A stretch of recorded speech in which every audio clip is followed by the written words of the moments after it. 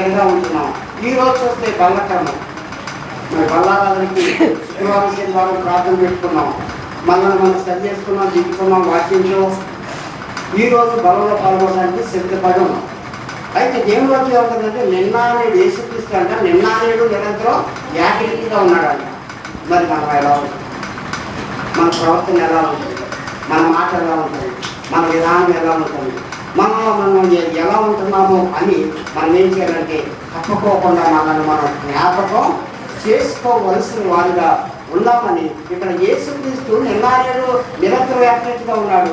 నువ్వు లేక మేము ఎలా ఉంటున్నాము అని వాక్యాన్ని బట్టి మాత్రమే మనం ఏం చేయాలంటే హెచ్చుతగ్గులుగా ఉన్నాయా, మనం కలిగిన దాన్ని బట్టి హెచ్చించుకుంటున్నామా, లేకపోతే లోబడలేకపోతున్నామా, తగ్గించుకోలేకపోతున్నామా అని ఈ వాక్యం దేవుడు ఎప్పుడు చూసినా కానీ నిరంతరం ఏకరీతిగా ఉన్నాడు అంటున్నాడు.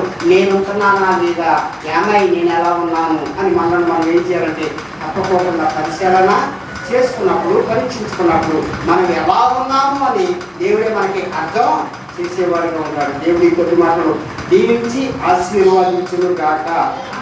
ప్రార్థన చేసుకున్నాం. మహాపరిశుద్ధుడా, ప్రేమగలనైనా మీకు వందనాలు.